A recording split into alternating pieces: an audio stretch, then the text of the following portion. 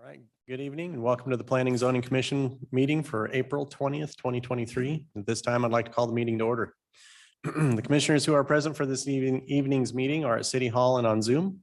We also have staff from the city attorney and clerk's offices, as well as the city planning department. If you're joining on Zoom this evening, we can see that you are here. You may observe the meeting, however, your ability to be seen on screen and talk will be muted.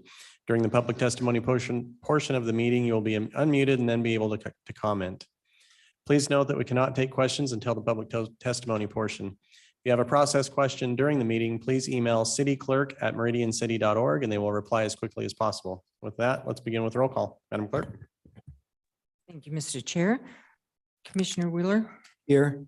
Commissioner Rivera, Here. Commissioner Stoddard, Here. Commissioner Smith, Here. and Commissioner Seal. Here. And absent is Commissioner Lorcher and Commissioner Grace. All right, thank you very much. So the first item on the agenda is the adoption of the agenda. We have Fairview Apartments, application number H 2023-0001 and Regneck Place subdivision, application H 2023-0009 will be open for the sole purpose of continuing to a regularly scheduled meeting. We will be open for that purpose only, so we will not be taking testimony on those applications this evening. Can I get a motion to adopt? I'll get there tonight. Can I get a motion to adopt the agenda as amended? So moved. Second. And moved and seconded to adopt the agenda. All in favor, please say aye. Aye. No nays, motion carries. Next item on the agenda is the consent agenda, and we have one item on the consent agenda, which is to approve the minutes of the April 6, 2023 Planning and Zoning Commission meeting. Can I get a motion to accept the consent agenda as presented? So moved. Second. And moved and seconded to adopt the consent agenda. All in favor, say aye. Aye. No nays, motion passes. All right, at this time, I'd like to briefly explain the public hearing process. We will open each item individually and begin with the staff report. Staff will report their findings on how the item adheres to the comprehensive plan and unified development code. After staff has made their presentation, the applicant will come forward to present their case and respond to staff comments. They will have 15 minutes to do so. After the applicant has finished, we will open the floor to public testimony. Each person will be called on only once during the public testimony. The clerk will call the names individually of those who have signed up on our website or in the back to testify in advance. You will then be unmuted in Zoom, or you can come to the microphones in chambers. Please state your name and address for the record, and you will have 3 minutes to address the commission. You have previously sent pictures or a presentation for the meeting. It will be displayed on the screen and you can run the presentation from the pulpit up here. You have established that you are speaking on behalf of a larger group like an HOA, where others from that group will allow you to speak on their behalf. You will have up to 10 minutes. After all those who have signed up in advance have spoken, we will invite any others who may wish to testify. If you wish to speak on the topic, you may come forward in chambers, or if in Zoom, please press the raise hand button in the Zoom app. Or if you're only listening on a phone, please press *9 and wait for your name to be called. If you are listening on multiple devices, such as a computer and a phone, please be sure to mute the extra devices so that we do not experience feedback. We can hear you clearly. When you are finished, if the commission does not have any questions for you, you will return to your seat in chambers or be muted in Zoom. You will no longer have the ability to speak. And please remember, we generally do not call you back up. After all testimony has been heard, the applicant will be given another 10 minutes to come up and respond. When the applicant is finished responding to questions and concerns, we will close the public hearing and the commissioners will have the opportunity to discuss and hopefully be able to make final decisions or recommendations to City Council as needed. At this time, I would like to open public hearing item H 2023-0001 Fairview Apartments for continuation to June 15th.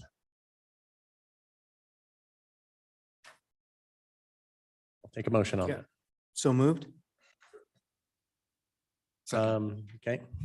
Do you want us to go ahead and make an official motion on Yeah, that? I Would you actually, prefer? I didn't make it into a motion, so. Oh, you did not? Okay, all right. Yeah. So, Mr. Chair, I would like to make a motion that item number H 2023-0001 is moved to the hearing date of June 15th. June 15th. Okay, it's been moved and seconded to continue item number H 2023-0001 to June 15th. All in favor, please say aye. Aye. Motion passes. Okay, let me see if I can I get a motion to continue item H 2023-0009 for Ringneck Place subdivision to May 18th. I make a motion to move forward item number H 2023-0009 to be continued to May 18th. Second. It's been moved and seconded to continue file number H 2023-0009 Ringneck Place subdivision to May 18th. All in favor, please say aye. Aye. Motion passes. Right. I would like to open file number H 2022-0013 Promenade Cottages subdivision. We will begin with staff report. Thank you, Mr. Chair, members of the commission. The applications before you tonight with this request are a rezone, a preliminary plat, and 3 conditional use permit applications. This site consists of 7.64 acres of land. It's zone R8, medium density residential, and CG, general retail and service commercial. And it's located at 403 East Fairview Avenue. This property was annexed into the city back in 1969 without a development agreement. The comprehensive plan future land use map designation is commercial for 2.12 approximate acres of the site and high density residential at 5.52 approximate acres. The northern portion of this property adjacent to Fairview Avenue is zoned R8 in CC and is developed with 2 commercial buildings, a multi-tenant building with retail and restaurant uses with Idaho Pizza, a paint store, Rhoda Paint, and associated parking. The portion of the site directly to the south is a mobile home park, and further to the south is vacant undeveloped land, all zoned R8. The applicant is proposing a rezone of 7.15 acres of land from the R8 and CG zoning districts to the R40, which is 6.61 acres, and CG, which is 0.54 acre zoning districts, consistent with the underlying future land use map designations of high density residential and commercial. The rezone to CG will remove the non-conforming status of the retail store in the R8 district, as such use is permitted in the CG district. The mobile home park is a prohibited use in the proposed R40 district. A conditional use permit is proposed to extend the non-conforming use until such time as the property redevelops at a minimum of 4 years. The proposed multifamily residential development is a conditional use in the R40 zoning district and is subject to the specific use standards for such in the UDC. The proposed single-family attached dwellings are a principal permitted use, and the single-family detached dwellings are a conditional use in the R40 district. A preliminary plat is proposed as shown, consisting of 45 building lots. 30 of those are single-family residential, 5 are multifamily, and 2 are commercial building lots, and 8 common lots on 7.64 acres of land in the R40 and CG zoning districts. A gross density of 20.51 units per acre is proposed overall in the residential portion of the development. The plat is proposed to develop in 3 phases as shown. The single-family residential on the south end of the site is proposed to develop first, with 30 single-family residential attached and detached dwellings at a gross density of 16.5 units per acre, with the multifamily residential development second, with a total of 90 apartment units at a gross density of 28 units per acre. For an overall gross density of 28 units per acre in the residential portion of the development. And rebuild of the commercial area last shortly after the second phase. The phasing plan is based on the type of loan the applicant has on the property. Because the property is income producing, the loan will not allow the owners to disrupt the income being made off the existing commercial buildings and the mobile home park. Once the property is not encumbered by this loan condition, the owner will move forward with phase 2, providing market conditions warrant it. Phase 3 will follow shortly after. Due to the financing and timing, the applicant requests an additional period of time of approximately 4 to 5 years instead of the standard 2 years to obtain the city engineer's signature on the second phase final plat. This will also allow ample time to notice the existing residents of the mobile home park of the plan to redevelop the property. Staff recommends the second phase final plat application is not allowed to be submitted for a minimum period of 4 years from the date of approval of the preliminary plat to allow residents of the mobile home park ample time to find other housing prior to redevelopment. This will require at least one time extension to be obtained in order for the preliminary plat to remain valid. There are three existing access driveways via Fairview and Arterial Street, one for the retail paint store and two for the multi-tenant building. The western access is proposed to be removed and the eastern accesses are proposed to remain until redevelopment of that portion of the property occurs, as removal at this time would negatively affect existing uses. Upon redevelopment of the commercial portion of the site, all access via Fairview shall cease and access should be provided from Northeast Third Street, the lesser classification of the two streets, in accordance with UDC standards and ACHD standards. There are 9 existing access driveways via Northeast Third Street, a local street designated on the master street map as a collector street.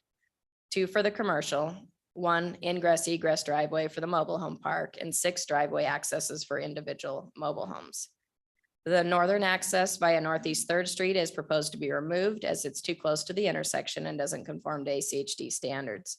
The second access nearest Fairview is proposed to remain to serve the existing commercial retail store, and a new driveway access is proposed 30 feet to the south of the aforementioned driveway as depicted on the site plan, in alignment with the driveway on the west side of Third. Due to the traffic conflicts that will likely result from the two driveways so close together, staff recommends these two accesses are combined and aligned with the driveway on the west side of Third, in accord with UDC 11-3A3, which limits access points to collector streets. The existing driveway in alignment with Gruber Avenue on the west side of Third is proposed to remain and be reconstructed as a 30-foot wide curb return type driveway and has been approved by ACHD. The remainder of the accesses are proposed to be closed. No access exists via Badley Avenue, a local street along the southern boundary of the undeveloped portion of the site. 2 new accesses are proposed via Badley Avenue to the single-family residential portion of the development, which also provides connectivity to the multifamily residential and commercial portions of the development. Private streets are proposed for internal access to the proposed single-family and multifamily dwellings. With the subdivision, cross-access and ingress-egress easements should be granted between the single-family residential, multifamily residential, and commercial portions of the development via a note on the final plat or a separate recorded agreement in accord with UDC 11-3A3.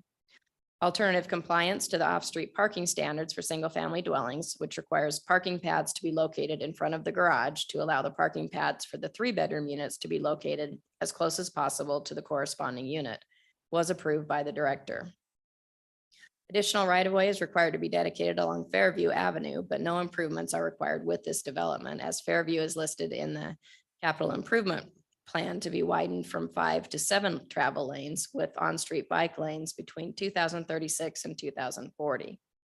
With development, the existing section of Northeast Third Street is required to be reconstructed, and the unimproved section between East Gruber Avenue and East Badley Avenue constructed as a complete collector street in accord with the master street map and in general conformance with the city's downtown Meridian street cross-section master plan.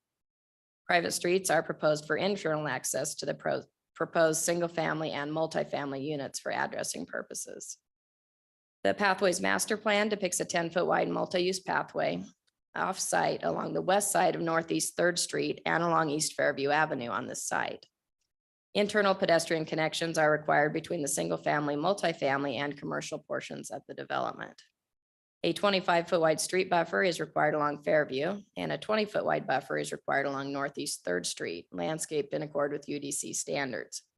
Because the single-family residential portion of the site is below 5 acres in size at 2.7 acres, the minimum common open space and site amenity standards do not apply.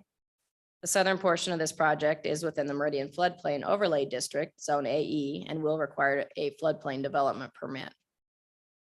A conditional use permit is proposed to construct a 90-unit multifamily development on approximately 2.8 acres of land in the requested R40 zoning district. 5 3-story, 18-plex multifamily structures are proposed containing a mix of 1 and 2-bedroom units, 45 of each, ranging from 712 to 1,278 square feet in size. Off-street parking is provided in excess of the minimum standards with 9 extra spaces. 9 of the surface parking spaces do need to be covered in order to meet the minimum standards for covered spaces. The amount of common open space proposed for the development also exceeds the minimum standards. A minimum of 0.5 acre of common open space is required. 0.94 of an acre is proposed, which is almost twice the minimum required. A minimum of 4 site amenities are required, 1 from each category. The applicant proposes a swimming pool, clubhouse, dog park, community garden, and a tot lot from the quality of life, open space, and recreation categories. An additional amenity is required from the multimodal category. Conceptual building elevations were submitted for the proposed single-family structures as shown, and for the multifamily. The single-family cottages are all proposed to be 2 stories in height with 2-car garages, while the multifamily apartment buildings are proposed to be 3 stories in height. The clubhouse will be a 1 story in height. The applicant's narrative states the multifamily buildings will use similar accents as the cottage units. A conditional use permit is requested for the development of 10 single-family residential detached dwellings in the requested R40 zoning district. Typically, single-family residential uses are not a desired use in the R40 high-density residential zoning district. However, they are allowed as a conditional use. There are existing single-family residential dwellings to the west across Northeast 3rd Street and to the south across East Badley Avenue. The proposed single-family residential homes at a higher density of 16.5 units per acre will assist in providing a transition to the multifamily residential apartments planned in the 2nd phase of this development and should be compatible with adjacent multifamily uses. For these reasons, staff is supportive of the request. A conditional use permit is requested to allow the existing non-conforming parking, landscaping, and mobile home park to remain as is for an extended period of time until redevelopment occurs with the 2nd and 3rd phases of the proposed development. The non-conforming use of a portion of the site as a mobile home park and the parking and landscaping in the commercial portion of the development will remain as is until the 2nd and 3rd phases of development respectively, which will be approximately 4 to 5 years. The reason of the lengthy request is so that the applicant may proceed with the development of the southern vacant portion of the site with phase 1, while allowing the residents of the mobile home park adequate time to find other housing options prior to redevelopment of that portion of the site with phase 2. Redevelopment of the commercial portion of the site isn't proposed until the 3rd phase of development. The extended time period for redevelopment of the mobile home park also accommodates the type of loan the applicant has on the property and the income generating uses in the interim. The extended time period for the commercial portion of the development, where the non-conforming parking and landscaping are located, will allow the Fairview Avenue road widening project to be completed. For these reasons, staff is supportive of the applicant's request. No written testimony was submitted on this application, and staff is recommending approval with the recommendation of a development agreement with the provisions in the staff report. Staff will stand for any questions. Okay, thank you very much, Sonia. Would the applicant like to come forward?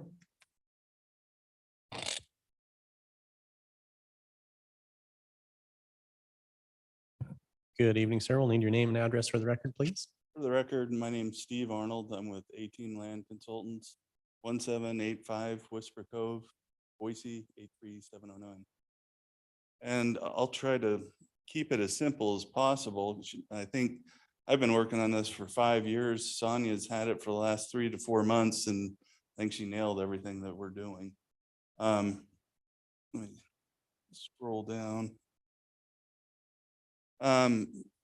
So the residential count Sonia went over, and the mobile home park and the densities, a comp plan, that we did add additional application, which was the alternative compliance and the private road.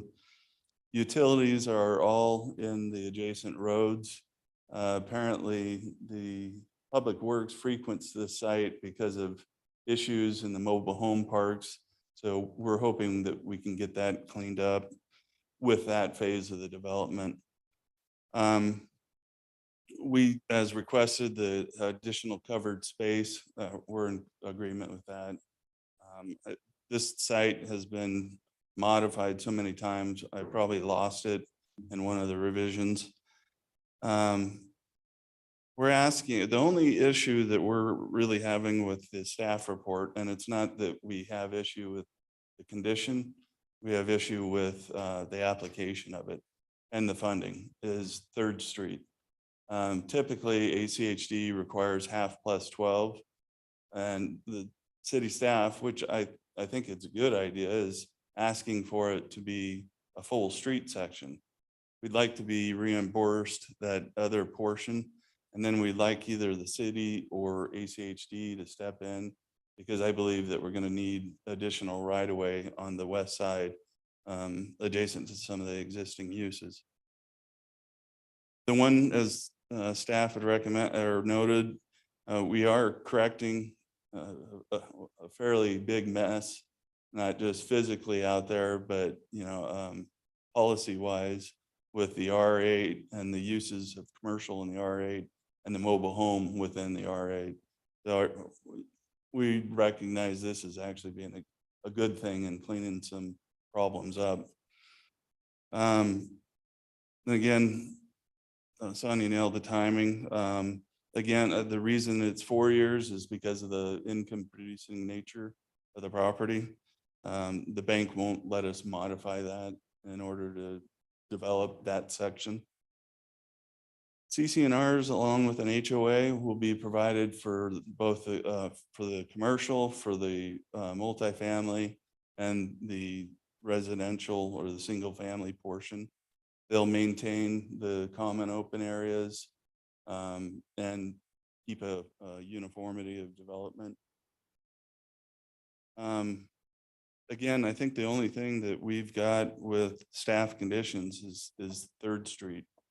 All the other conditions we read through, all the other agency comments, we can comply with. I'm going to go quickly through. Staff has presented most of our maps. So the one thing that I don't know that it has been seen is one additional amenity that we're doing is the bike lockers up in the multifamily. That wasn't noted, but as stated earlier, I mean, we're providing excess open space. The idea is to get the feel of kind of a small little community on, roughly under 3 acres, and provide pathways, amenities, and other things that make it feel more like a home. The units, let me briefly touch on parking too. The parking, we've have excess, and the whole idea is because we've had issues on other projects. One of the projects, and I'd invite everyone to go take a look at, because it's never been, that was the first one done in Idaho, and these are cottage units, and they do an attached and a detached, like a townhome feel, and they're a really unique product type. But this project is at Fairview and Cloverdale area, about 1,000 feet west of Cloverdale. So if you ever get a chance to drive by there, you can see the product type. And we had issue with parking. So in this project, we're proposing to do significantly additional. So starting off in the multifamily, the requirement's 158, we're providing 161, and we'll add to that 81 covered. I think it's 90 that is required. Multifamily guest was required at 9. We're providing 15. Cottages, we've got the 30 garage parking stalls and then 30 assigned. And where you see garages in front, parking in front of the garages, that specific unit will be assigned those specific parking stalls so that you don't have someone else theoretically using it to park and block them in. The cottages, again, we're doing 30 required, 30 provided, but we're also providing an additional 20 for guest parking. And we think that'll be beneficial for the development because we won't get all the parking on the streets. Commercial 33 is required, and we've got 90. You've already seen the landscape plan. As you can see, we've got it pretty extensively landscaped for a site this size. Here's showing you the extension of 3rd Street down to Badley. As you can see, there's gonna be some things in our way. And I just don't think that we'll be able to keep the alignment without getting an additional right of way. And if the city's prepared or ACHD is prepared to go get the right of way, we can construct it with the project, and then we just ask for reimbursement of the west portion. Here's an idea of our neighbor. He's got his driveways that will probably be messing up however he circulates there. So we don't necessarily want to be the bad guy. I'm going to show you several images of the buildings. As you can, these are the existing ones that I told you that's near the Cloverdale and Fairview. These, although we're calling it a private road, it's more of a alley access type product. You can see that we've got extensive architecture work on the outside. They're really a cute unit. I'll show you some more here. This would be how they would look facing 3rd Street.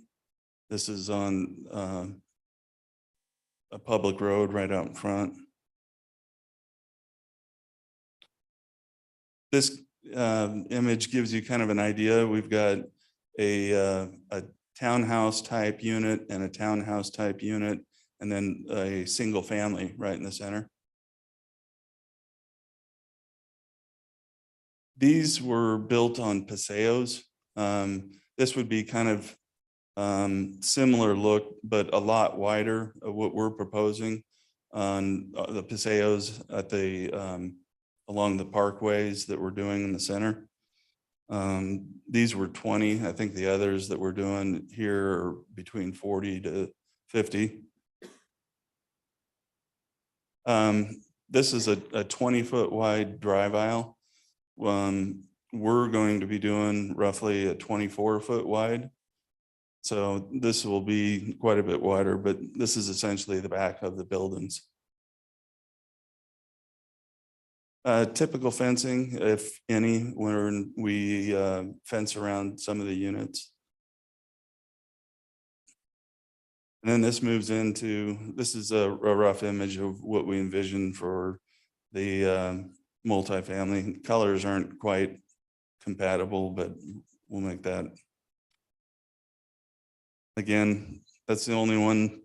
In closing, this is the only one thing that we'd like to either not do or have the agencies take the lead on it. So with that, I will stand for any questions. Commissioners, we have any questions for the applicant or staff? Mr. Chair. Right ahead. This is a complicated piece of dirt, huh? I've never done so many applications on a 7-acre piece. We've been working on this for, I think we came to Bill about 5 years ago. Joseph took it, and then, like I said, Sonia just has had it for the last 4 months. But yeah, it's complicated. I literally was starting to laugh as Sonia was going through it. Like, you've got trailer park, you've got lien encumbrances, and then on top of it, what the heck, why don't we just go ahead and add you in a floodplain? You know, it's just like, there's a lot that's going on this piece of property. So first off, hats off for chewing on this thing for a while and trying to make something to present here for it. So, but one of my questions is on the connectivity. I don't see a pathway that's going to the north side to the commercial side. That was talked about. I see the interconnectivity for the properties and to the residential. But where would the pathways, where are those at would take them up to the commercial spot? Mr. Chairman, Commissioner Wheeler, we do, it's shown on this. For some reason, I lost it on my site plan, but we do show a pathway kind of connecting the commercial right near the Idaho Pizza Building. We, as staff recommended and we agree with, we'll add additional connectivities. I'm thinking that perhaps even at the multifamily, we could do some crosswalks along that area, kind of like how we did in the cottages. So I agree, we should add that. Another question I have is I'm hearing all of these restrictions placed upon you by the mortgagee, right? The lien holder, right? Mhm. So I'm curious on, if we do with these extensions, is it going to be enough time, or will you possibly have to come back again and request another extension? From what you're seeing on your time frame, development time frame, I mean, just phasing, right? We're just talking phasing right now. So how you see this thing play out with phasing, how you have to hold back a little bit before the trailer park is demised, rebuilt, right? Because you got compaction and environmental and all that kind of stuff. You have to, or is that enough time for you? Mr. Chairman, Commissioner Wheeler, we hope so. I mean, so we've tried to put the minimum there. I mean, it may take a little bit longer. If so, we end up being back in front of you asking for an extension. Okay, okay, But we think the 4 to 5 year mark would work. okay. Because right now, staff, if I can ask just a quick question, it sounds like to me like there is there's already a 4-year plan for the applicant to go ahead and develop, and then he's requesting another 4 to 5 year extension. Is that how I'm understanding it? Or I just want to make sure. Chairman, Commissioner Wheeler, Commissioners, the preliminary plat is valid for 2 years. Within that time period, they have to obtain signature on the final plat by the city engineer or request a time extension for up to 2 years. Okay, They'll likely need two time extensions probably for this, if it happens within the time period that they're estimating.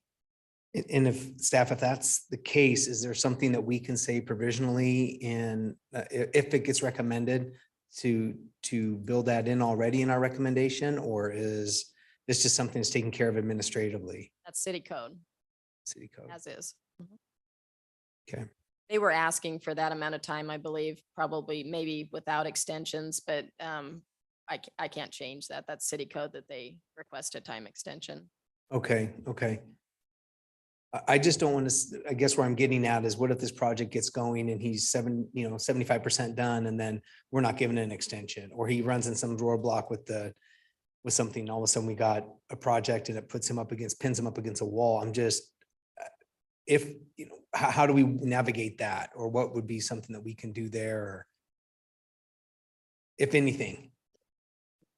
As long as they apply for their, I'm not sure if I'm answering your question, but as long as they apply for their time extensions, it won't expire. And as long as it's approved by Okay. the first time extensions approved by the director, any subsequent time extensions are approved by council.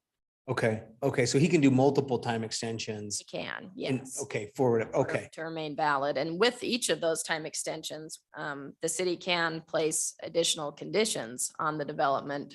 If there are any new city code provisions that go into effect that affect this development, we can keep the project up to current code.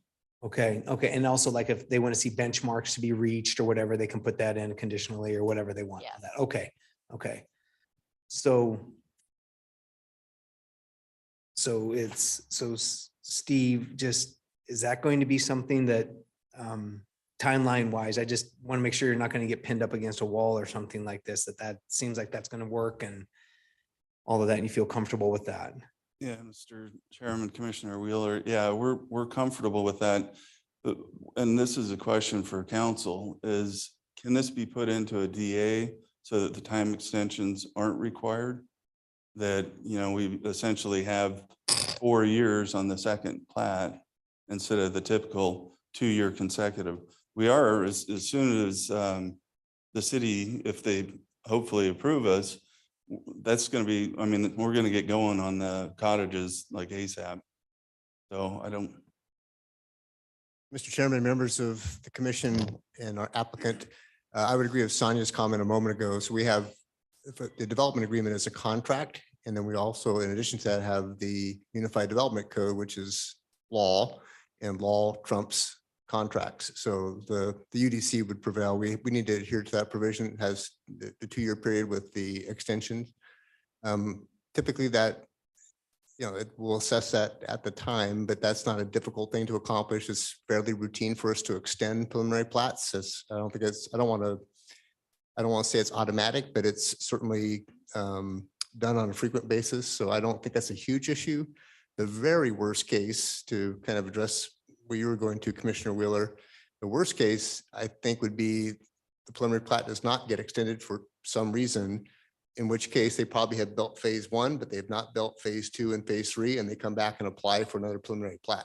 So that's probably the worst case scenario, is that they have to apply again for a preliminary plat for phase 2 and 3. I don't think that's a likely scenario, but that would be the worst case scenario that I could envision. Thank you. Go ahead. Chair. Mhm. Question for staff. I was reading through the staff report. It looked like there was a recommendation to require phase 2 not be started for 6 years after. And I think you said in the coverage that it's 4 years. I just want to make sure I'm understanding right. If there's a discrepancy or if something changed. Chairman Seal, Commissioners, I actually issued a revised staff report that changed that to the applicant's request of a minimum of 4 years. But you're correct. It initially I had it as 6. Thank you. Okay, that makes sense. And then second, let's pretend that I'm someone who's really bad with directions and it's been a long week and I'm not fully understanding the difference of opinions on that alignment. Would it be possible to go back to that map, Google Maps view? I just want to make sure I'm under. So my understanding, and this is why I need some guidance, is that 3rd Street, it kind of turn, if you're heading southbound, it kind of turns right and then left into that area, and that's what the applicant is proposing keeping. And staff is recommending moving that section to the that would be east, moving it eastward to be in alignment, so it's straight through on 3rd Street. Is that correct? Is that the disagreement there, or am I missing? And this is totally me. I'm oatmeal brain. Chairman, Commissioner, the applicant is concerned that additional right-of-way may be needed from the property to the west. So they're asking the city and he's asking the city and ACHD to get involved to possibly acquire more right-of-way if needed for that street section. Otherwise, yes, it would shift a little bit to the east. Thank you. And I have a similar kind of follow-up question on that, is that, I mean, I don't remember reading anywhere that was going to be a requirement of it, that, additional right of way is going to be required as part of this application. So is there, I mean, is this one of those situations where something's been built where it shouldn't have? Or is this literally one of those where we're probably going to have to go and try and get more right away? Or do we know that yet? Chairman, I'm not sure. That's an ACHD question, really. Mr. Chair, members of the commission, if I can just elaborate on the rationale behind complete street versus with first phase. And then you're correct. Well, Sonia and staff is working with ACHD to figure that out as we transition to city council. So I just want to make that clear on the record. We've been in contact with them consistently on trying to get this nailed down before tonight's hearing. And I don't think you need to hold up the hearing because of it. What we're trying to do is balance 2 documents. We have a downtown streetscape section that is our preferred, but it stops at Carlton. And then we have a 3rd Street alignment study that was adopted many years ago that speaks to the design of the road. So what we're trying to do is take both of those documents and keep in spirit with both of those documents and ensure that we have the aesthetic and the street section that we want to see through 3rd Street, because this will be a major corridor through our downtown as we transition and grow in Meridian. So we have big plans for this area for 3rd Street. or it's almost like a Meridian Road on the opposite side of Main Street to get people in and out of downtown. What we can't do right now, and because of the phasing that the applicants proposed is, and with the addition, with the trailer park staying in, we can't do anything on that side of the road yet until phase 2. So that will primarily stay the way you see it now until phase 2. With phase 1, ACHD already has 60 feet of right of way for that. And so what we've done is we're trying to get the applicant to, one, build a complete street, because we don't know the timing of when that's going to occur if we don't get it now, because it doesn't exist. The right of way's there, but there's nothing built. So we want to make sure if we have a development now, we want to make sure we have a complete street with a 10-foot multi-use pathway. The street section that we're asking to do will still work within the 60 feet of right of way. We're just asking the applicant to potentially put the 5-foot sidewalk in a pedestrian easement within his landscape 20-foot buffer that's required along 3rd Street. And we're hoping that that can still work as part of his plan, and no additional right of way will be needed. But we don't have all of those answers yet. And if it does, then potentially, to the applicant's point, additional right of way may have to come from his site, not the western site. Just to kind of put a finer point on that, but I think it may be able to work, but I don't know. Steve's worked at ACHD, so he's pretty familiar with their policies over there. So I think he knows he can do that. And I believe he can do it in a pedestrian easement and still achieve at least the travel lanes and the streetscape and the landscaping and everything we want within the existing right of way. Okay. Thank you. I appreciate the collaboration on that. It's helpful. One of the, if you can explain a little bit more about the provisions of the loan and how, a 4-year time frame isn't going to land you in the same spot. Meaning that, if it's based on viability or the fact that that makes money for you, how are they not going to come back at that point in time and say, I'm still making money, you still can't do it? Yeah, Mr. Chairman, I should elaborate on that. So the timing on the loan, they're fixed with this certain bank for so many years, which started some time ago. So they can't refinance until, and I think it was approximately 6 years, probably 2 years ago since we've been working on it. But, time has lapsed now. So we believe that within 4 years, they will be able to refinance the loan, and they will have another lender on it, on the project. Probably the same one that will do the construction financing for that phase 2. And if they can't,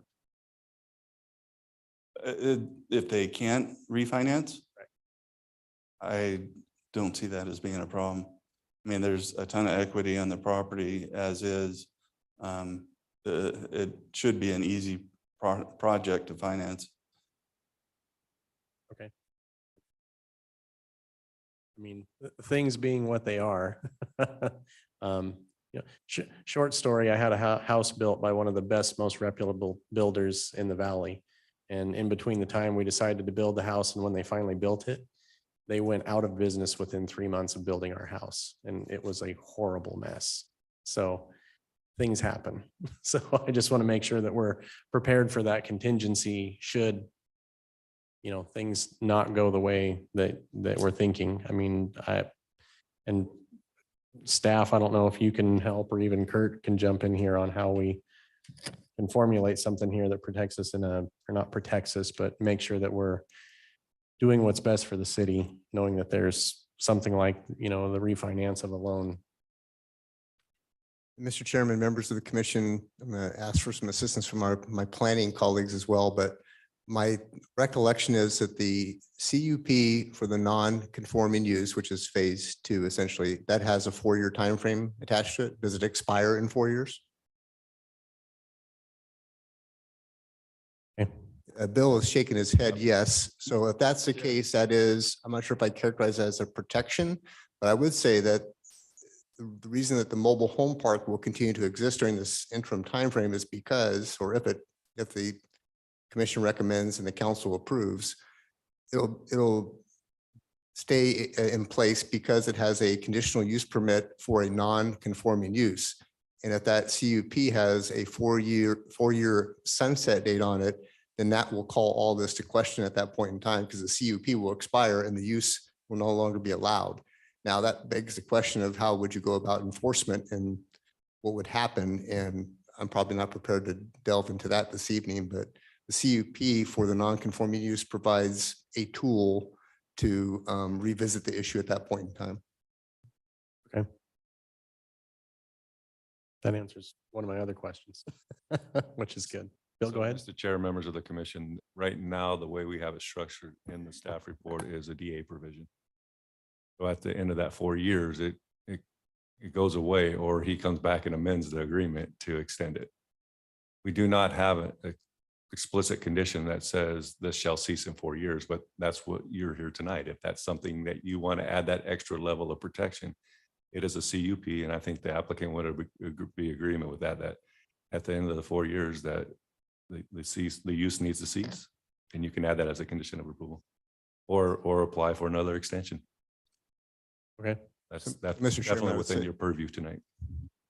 Mr. Chairman, I would say probably either or works. A provision in the development agreement that has a 4-year termination date is probably works in the same way. You also could add a sunset date to the CUP and you sort of a belt and suspenders approach, and that would be consistent. If you had a DA provision that said 4 years and a CUP that said 4 years, that would make some sense. So that's something the commission could consider, but either way would work. A DA provision would work, a CUP sunset date would work, or a combination of both. Perfect. Thank you very much. Can you elaborate a little bit on the utility issues that would be remedied? Mr. Chairman, yeah, basically they'd all be ripped out. The mobile home right now is on kind of a weak system. It was probably not to code nor ever inspected. So with phase 2, we'll be tearing all that stuff out. Okay, but there's nothing that's going to be connected right now that would remedy that. Nothing right now, correct? Okay. Just want to understand that a little bit better. That's all I've got. Does anybody else have more questions? No, hearing none. Thank you very much, sir. And we'll go ahead and take some public testimony. Thanks. Mr. Chair, we have no one signed up online, but we do have a Craig Peterson signed up to speak. That is all. No, Mr. Peterson. Do we have anybody else in the audience that would like to come up and speak? Raise your hand, come on up. I know somebody out there wants to. No? We do actually appreciate any comments that anybody has to make. So, I mean, we do look at every piece of public testimony and listen heartily. Nobody online is raising their hand that I can see, so. Oh, did I miss somebody? Oh, come on up. Just give us your name and number, or sorry, give us your name and address. Sorry. Jeez, Oh, my number? Okay. sorry. Gosh, back to college. Name and address, please. I'm Kelly Jean Warner. My address is 435 East State Avenue here in Meridian. And Right now my ahead. question? Yep. Okay. My question is, this seems like a pretty neat development there. I wondered how that affects the properties around. I don't know if that's the right question for this place, but that's my question, kind of how that affects the properties around, like how that would affect my property that's just a few blocks away, how that affects all the other homes, whether it's value or just what does that mean for me as a homeowner in the area and this coming so close to my home? Just as far as the multifamily development that's going to come in, or the replacement of the mobile home park, or kind of all of it? Yeah, all of it. Yeah. Okay. And I think that's, I mean, I don't know that anybody's going to know that 100%, but Didn't know. there's going to be good and bad to anything, really. Okay. All right. Thank you very much. Yeah. Anybody else? Last chance. Okay. Would the applicant like to come back up?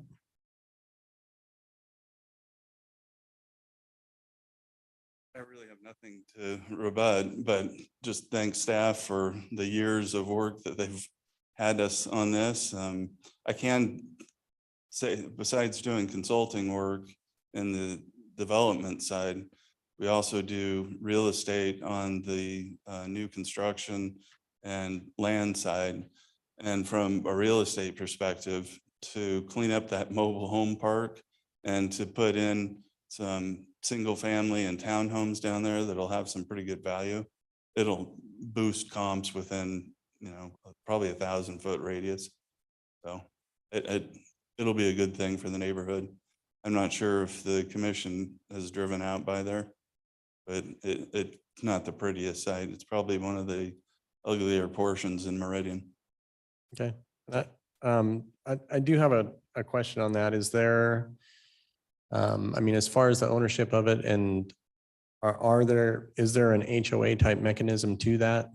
That would, and the reason I ask is because my concern is as the mobile home park starts to age out, meaning that, we get closer to that 4-year mark, residents know that they have to leave. I've seen in other places where that gets pretty ugly pretty fast. So I just want to make sure that, that's something that's been thought of and there's some kind of mechanism in place that can help with that. Mr. Chairman, yeah. If you drive by there, you're going to probably see that some of the residents are just going to leave everything. And we'll keep the trash cleaned up as that occurs. It's in our best interest not to have it a dump site either. And we'll likely have to take all the mobile homes, or not all, but a good majority of them to the trash. I mean, there's some really rough looking things out there. Okay. Will that happen as they're vacated? Yes, we can do that. Okay. Is that, Bill, I don't know, is that something we can put as a provision for this, that as they're emptied, they're removed within a certain time frame? Or I know trying to enforce something like that's impossible. I just want to make sure we're doing our due diligence on it. Yeah. Chairman, members of the commission, I think that's doable. I'd leave it. We can add it as a CUP condition that the site be maintained and orderly, and that any dilapidated trailers left on the site would be removed within X amount of days, or however you want to phrase that. But Okay, give us something and we can try to wordsmith it as we transition there. perfect. I was really hoping you'd say that. I appreciate that. All right, well, thank you for it. Commissioners, do we have any further questions? Oh, go ahead, Commissioner Wheeler. Yeah, Mr. Chair, thank you. Within the 3 phases, do we have cross-access agreements between the different phases and the different building areas or different sections? Yeah, Mr. Chairman, Commissioner Wheeler, as a condition in the staff report, they're asking us to do the cross access. Okay, and it's in our best interest, especially when we're losing a driveway on 3rd Street to the commercial. So yeah, all of the private roads, they're platted on a common lot, and then cross access is granted through that, along with all the utilities that are within that. Perfect. Thank you. Any other questions? None? All right, thank you very much, sir. Appreciate it. Thank you. And with that, I will take a motion to close the public hearing for file number H 2022-0013. Second. It's been moved and seconded to close the public hearing for file number H 2022-0013. All in favor, please say aye. Aye. No nays, motion passes. Public hearing is closed. Would like to go first. Go right ahead. This is just some food for thought. I don't feel strongly about this one way or the other. Just thinking about that 3rd Street discussion and extension. I don't know. I don't know how comfortable I am requiring something like that without knowing the right of way, the legal and financial kind of implications of that. I don't. Maybe it should have been a question around, look like and how that might affect what it, how adverse of an aspect. Developers, or, and what that would look like, kind of best and worst case scenario. That's just something that I'm still kind of kicking around. I don't really feel super strongly about it, but there's some, I don't love that uncertainty there. Yeah, and I agree with that. It would be good to have more of that. I mean, I'm sure city staff is working diligently on that to try and figure out the answer to it. It's sometimes hard because when things come through here, especially as a recommending body, it's difficult because we don't necessarily want to hold things up in the process, but I myself am not, I dislike greatly when things go to city council just to come back to us. So I don't know that this would be something that would have to rebound like that, but definitely has the potential to do that. One of the, I mean, and I'll just speak to the site and the layout and the, you know, kind of what this looks like in the future. I do like that there's a 4-year halt basically on, you know, removing the mobile home park in there. You know, I mean, I'm sure there's people in there that are going to appreciate that too. You know, and there's generally a stigma around them, but I understand that, you know, housing in Meridian is incredibly expensive as it is in the valley. So I'm just happy to see that that's in there. That said, I do want to, I would like to see something, you know, something, I don't get to make the motion, but if I were to make the motion, you know, basically it's, you know, a provision that sunsets the CUP at the same time as the DA provision. So we're kind of double covered in that, and that, you know, also we provision it that basically any abandoned mobile homes are removed within a certain amount of time. You know, and let the staff work with the applicant to figure out what that might be, just so that we make sure that, you know, as the properties are left or abandoned, that, you know, basically we have a mechanism in there to keep moving towards cleaning that up for when that does get phased in. On the, I actually, I mean, for what the property is, I kind of like the layout of this, the way that it transitions. The fact that the clubhouse is kind of centrally located or will be centrally located is nice. The pathways in here are very nice. I like the interconnectivity of it for certain. I'm sure as the city continues to grow, that's going to actually be great for the folks that live in here. The only thing I don't like, and you'll rarely, if ever, hear me say this, is the pathway that's behind the houses that are on the southeast. That's not right. Yep, on the southeast. I don't like that in there. So to me, that kind of sets it up to where you're going to have people, kind of makes it to where it's a, you know, blind alley in there, not a lot of observability. So you know, hopefully nothing nefarious happens back there, but if it does, it's really, really hard for a public to view it. So I'm not I like the grass area back there, but I definitely am not a big fan of the pathway that goes back through there. I think that's might be troublesome in the future. So I don't know if that negates as far as that being an amenity or anything along those lines. I think that's a safety concern. That may just be me, may just be my opinion, but for me, I think that's a safety concern. But the rest of it, you know, again, I like what it's going to be in the future. I wish we could get there a little differently, but obviously we can't. Infill properties like this are really, really hard. So I'm in favor of it, you know, as it stands. And I do hope that we can get to, and, you know, commissioners, if there's something in here where you feel like, you know, we absolutely need to know what's going on with 3rd Street before we move forward, you know, please indicate that as well. I'll give some time to you guys to chat about it. Yes, Mr. Chair. Go right ahead. Again, first of all, thank you to developers and staff for all the time spent on this property. I think the end result will be a nice, addition to the city and to the residents here of Meridian.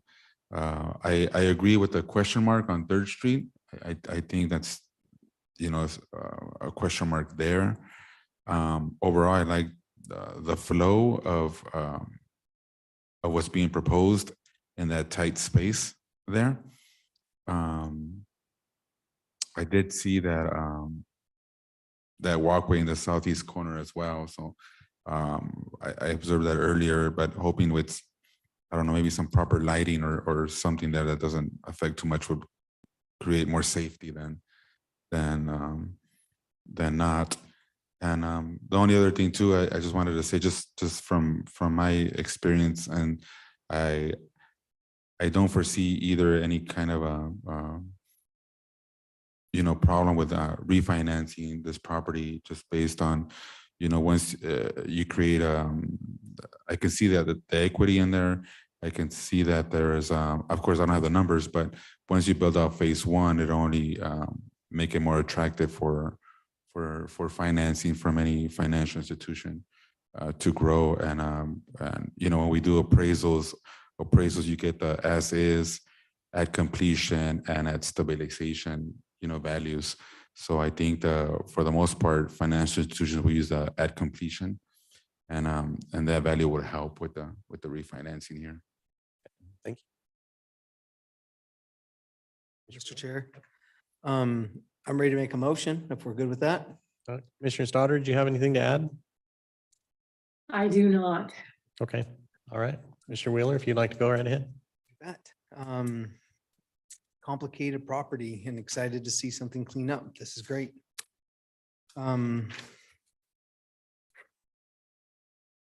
After considering all staff, applicant, and public testimony, I move to recommend approval to the city council of file number H-2022-0013 as presented in the staff report for the hearing date of April 20th, 2023, with the following modifications. Number one, that the CUP sunset at the same time as the DA provision. Number two, that the southeast pathway is not required. And number three, that the trailers that are vacant at the beginning of phase two be removed within 45 days. And if there are more than 5, that is extended to 90 days. Do you have a second? Second. A question for you. For Bill, is that too defined? Mr. Chair, members of the commission, I was hoping you'd just say debris, trailers and debris, or something to that effect, but Okay. 45 and 90 days is spot on in our opinion. That's easy. That's easy to understand and enforce when you have that. Okay. I would presume you mean calendar days as well. Yes, that would be, I actually had written down calendar days and Right, didn't thank state that. So yes, it would be trailers and their corresponding debris will be removed within 45 calendar days. Or if there are more than five vacant trailers, that would be extended to 90 days. Second still stand? Yes, second still stands. All right. Mr. Chairman, can I just, I'm certain this was part of the motion. I just want to get this on the record that because we actually have 3 CUPs before you tonight. So I just wanted to make it clear that I think the maker of the motion intended that the sunset date on the CUP is referencing the CUP for the non-conforming use, not the other 2 CUPs. That makes sense? Yes, council, that's correct. Okay. Second still stands with that? Yes. Okay. So it has been moved and seconded that we recommend approval of file number H-2022-0013 with the aforementioned modifications. All in favor, please say aye. Aye. Aye. Opposed, nay? Aye. All right, motion carries. Thank you very much.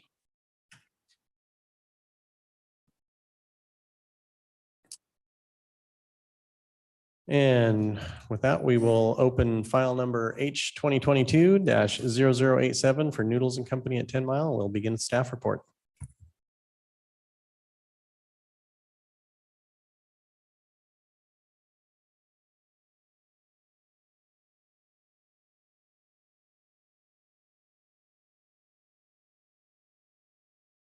Good evening, Mr. Chair and Commissioners.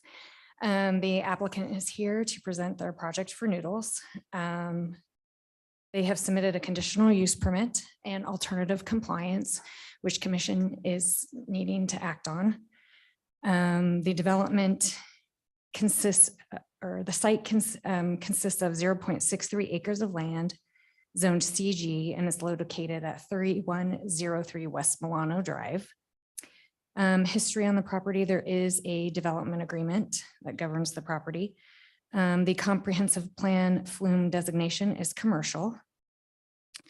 And the summary of the request is there is a conditional use permit request for a new approximate 2,515 square foot quick serve restaurant with a drive-through located within 300 feet of an existing drive-through facility to the south and residential use to the east. That's currently under construction, which requires the conditional use permit per the UDC. The proposed drive-through is not a traditional drive-through, but a pickup lane for pre-made online orders by phone, online orders by the app and by phone only. The drive-through does not contain a menu board or speakers for traditional ordering. Customers select a time at which their food will be available at the pickup window, allowing for a more efficient method for customers to pick up their food. Any change to the proposed use will require a modification to the conditional use permit. There are also a number of vehicle dominated uses to the south, a vehicle washing facility and fuel sales facility, but they did not require CUP approvals. They are specific uses that are principally permitted in the CG zoning district. However, the nature of the nearby uses are vehicle dominated, similar to that of the drive-through, and staff has taken this into account when making its recommendation to the commission. The proposed drive-through has a one-way drive aisle that circles the proposed building and leads to the shared drive aisle and parking lot. The site plan depicts plenty of queuing for vehicles, which should be sufficient for the proposed use as a pickup only drive-through. And the stacking lane is a separate lane from the circulation lanes needed for access and parking and allows plenty of space for vehicles to stack. The proposed hours of operation will be Sunday through Saturday from 10 to 10 p.m., which meets the requirements for the CG zoning district when abutting a residential district. Access, there is one driveway access proposed to the site via the shared east-west driveway along the east boundary of the site. This access is a shared access for all of the properties within the commercial subdivision that front on the abutting arterial streets. The senior living facility does not take access from the shared driveway. The shared driveway connects to both 10 Mile Road south of the subject site and also to Milano Drive north of the site. Street buffer landscaping is including a sidewalk along North 10 Mile Road was installed with development of the overall subdivision.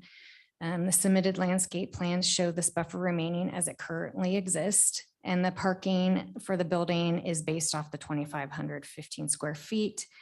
That's requiring a minimum of 10 parking spaces, and the applicant is proposing 14, which exceeds the UDC minimums. Alternative compliance is requested to deviate from the parking lot landscaping, which requires a 5-foot wide landscape buffer adjacent to the southern driveway. Due to the limitation of the narrow lot size, the applicant has redesigned the site in an effort to retain the pickup window, included the properties to the north to demonstrate how they would integrate with each other. In regards to the landscape buffer separation with the bank, the applicant is adding an additional 2 feet of landscaping on the noodle side of the property line. This allows the drive aisle to remain at 25 feet wide along the southern boundary to accommodate the required escape lane. The perimeter landscape buffer between Noodles and the bank will result in a 10-foot wide buffer, meeting the intent of the UDC code. The applicant is proposing additional shrubs in the landscape buffers along the north and west sides of the site.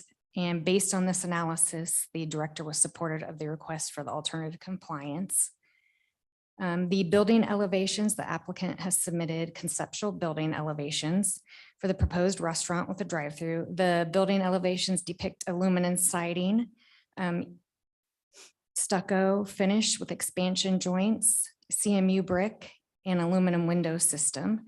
The final design of the structure will be required to comply with our design standards in the architectural standards manual.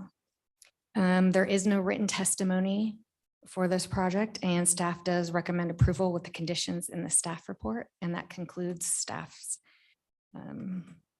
report tonight on this. I stand for any questions. Thank you much. Would the applicant like to come forward?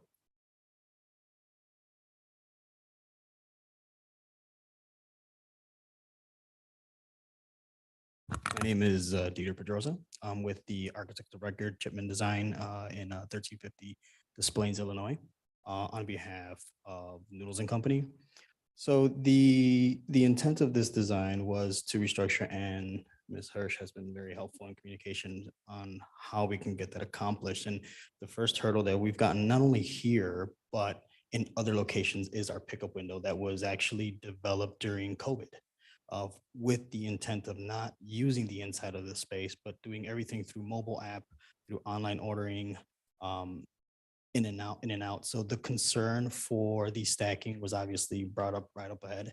What we did is actually we flipped the initial design that we had to have the pickup window on the south side to allot for that 100-foot stacking. But it's pretty straightforward as far as the design itself, and having potentially that double escape lane on the south end of the building should we foresee any issues. But the way it's worked at other locations, it's literally to the window at the time, pick up. There's no transactions of monies, currencies, nothing. It's just pick up, order, and out. So even if we did do a stacking on there, worst case scenario, you'd look at about 10 cars that could easily stack through there without causing any issue with the adjacent parking to the dentist and to the bank below. Like, pretty much the intent is to have this place built here. So we're doing our best, and we're trying to make sure that obviously we've looked through the report, and every item that is noted on there that will state should comply. That is our intent. Going back to the design guidelines, we will make adjustments to ours to comply with that once we do apply. Okay. Thank you much. Commissioners, do we have any questions for the applicant? Mr. Smith? Sure. Yep. I'm trying to put on my city council cap for a second and try to think through some of the things that I've seen similar types of developments looked at. And one thing that kind of popped out to me is the calling out occasionally sorry, in the staff report, it calls out the local vehicle use dominant businesses and other uses, as well as this dentist office here. And expect also, like you're saying, kind of in and out nature, some reasonable vehicle traffic flow. Am I assuming correctly that this, like other Noodles and Company, there still will be a seated aspect to this? Mr. Commissioner, that is correct. So there is a seated aspect. The majority of, based on when we look at strategically from other locations, is there is a seating portion, but what we've noticed as a trend for a lot of Noodles is the drive-through portion has kind of maintained itself after COVID itself. So even after COVID, there is a heavy usage. So when we could have easily omitted the pickup window and done just a parking, no pickup window, but Noodles' intent is that a good part of the revenue is that pickup window. We wanted to maintain that pickup window without causing any issues with the adjacent people. But there is still seating on the inside, and there is proposed patio seating as well. Okay, thank you. So with that, my thought is specifically kind of this illustration here of all the parking on one side, building on another side, and I don't see, at least illustrated, any kind of clear path of connectivity between the two. Seems like it's just kind of a drive aisle, and then you park and you go across it. Was there any kind of contemplation of some design, be it striping or. Yeah. some kind of thing that tied to beginning, kind of So the original design, when we did do the layout, was very similar as far as intent of the dentist location. So we did have parking allocated in front of the building. Obviously, our ADA spots were initially there, but because of the constraint of the narrowness of the space, we removed that part and all the parking is on there. But intentionally, once we do the design, the two ADA spots, there would be a gradient going from the ADA spots, and the middle space between the two ADAs would have a gradient to lead individuals to the store, because that's exactly, I don't know if I can zoom in on this, but we do have a ADA compliant curb indicated. So we would actually have striping from that ADA section to the sidewalk. Thank you. Mhm. Thank you.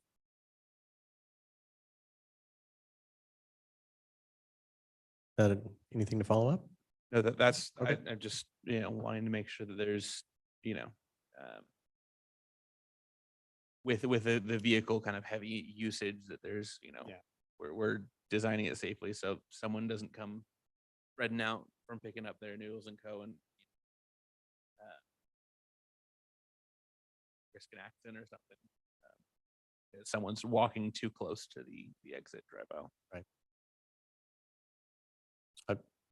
Only question I have is, will there be a bike rack? Yes. Okay. There is a bike rack. And it will be per code. So actually what we did is we went on Google Maps and we looked at other locations to see what they were implementing. And of course, that's one of the items that was mentioned on the report. And that's something that we would modify and we would adjust based on guidelines. That's good, because I have a 12-year-old that can't wait to ride our bikes there and eat, so. I actually, just before coming here, I went to the site just to look at the site to see how it's going, just to get a in-person visualization of how wide the space is.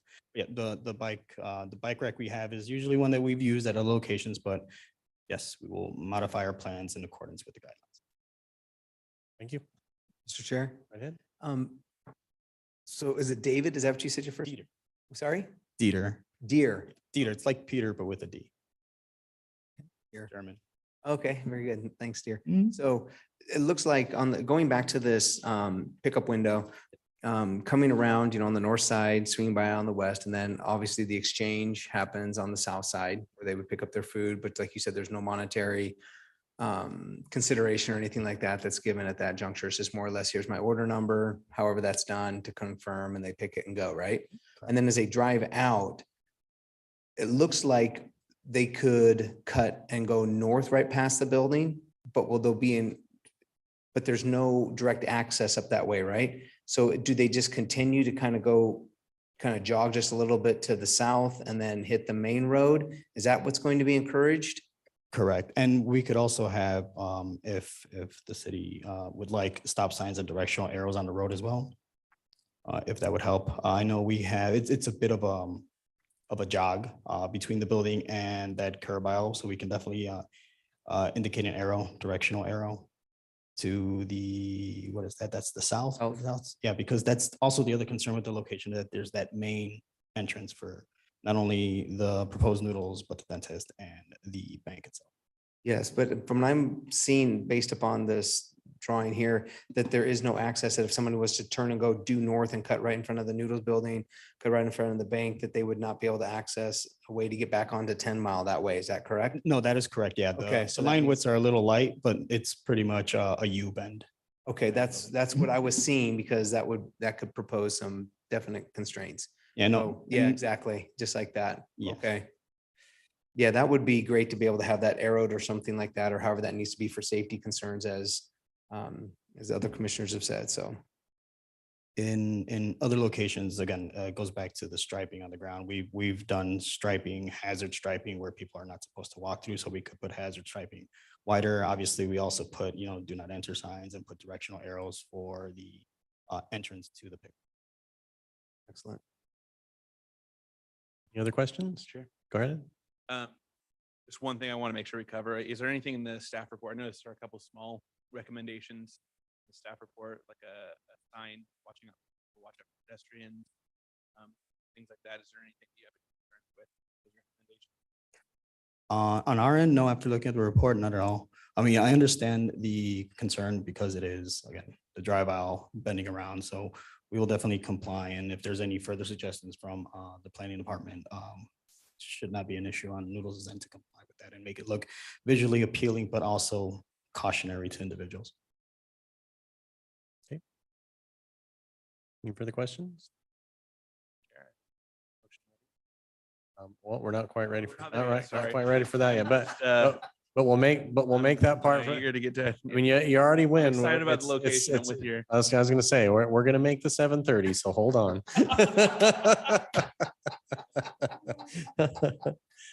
Since there is nobody left online and there's nobody left in chambers, we really have no public testimony portion to this. So if there's anything else you want to add before we close the public testimony? No, not at all. Just Right, open thank you. ears and moving forward. Okay, thank you very much. I appreciate Thank it. you. Thank you all. Thank you. Does anybody else have? Oh, wait, I need a motion to close the public hearing for file number H 2022-0087. So moved. Yes. Second. Okay, it's been moved and seconded to close public hearing for H 2022-0087. All in favor, please say aye. Aye. Any opposed? Motion carries. Anybody have anything that they want to bring up before a motion is made? I would just like to take the next 9 minutes and just, I'm just kidding about that, Chair, Mr. Chair. Inside joke. Right. Inside joke. No, I think this is a great, plan.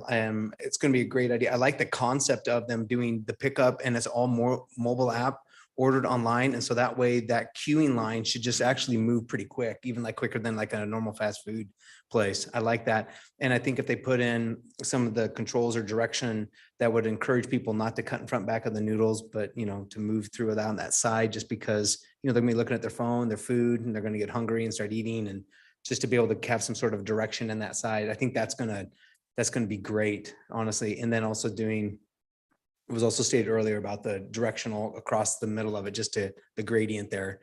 That's fantastic. So yeah, I'm looking forward to it. Anybody else? I'll just add, Go ahead. it seems like that's where everybody's going. I think we had one a couple weeks ago or last week about the same concept with, order with the app. So I'm just glad that there's enough room there because, people are still learning that process. So there's going to be people showing up, probably like me, looking for the speaker or something to order. Then my kids will send me straight like that, use the app. But I'm glad there's enough room there, for people like me to move to the side or just go park, use the app. So the extra parking spots are also good because for the people that show up, they can go park and use the app and then whatever, circle back or whatnot, if whatever they need to do. So Instead of an escape lane, it's a ridicule lane. yeah. That way, got it. That would be same for me too. So, and it is interesting. A lot of these are happening. That does seem to be a business model that we're going to New see trend. more of, not less in the future. So. With that, Mr. Chair. I'll take a motion. Go right ahead. Sorry, I like Noodles and Co. And I just, this is such a good application. I'm excited for the ribbon cutting next week. I'm assuming it's gonna be ready. No, Mr. Chair, I'd like to move, after considering all staff applicant, and public testimony, I move to approve, file number H 2022-0087 as presented in the staff report for the hearing date of April 20th, 2023, with the modifications listed in the staff report, as well as a modification to include arrows guiding exiting drivers to the southbound exit of the parking. Have a second? Second. Been moved and seconded to approve file number H 2022-0087 with the aforementioned modifications. All in favor, please say aye. Aye. No opposed. Motion passes. Thank you very much. And with that, I will take one more motion.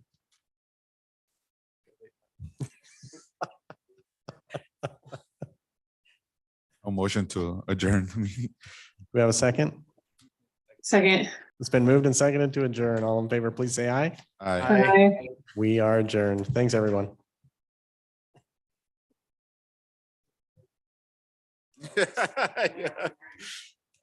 Yeah, something like that.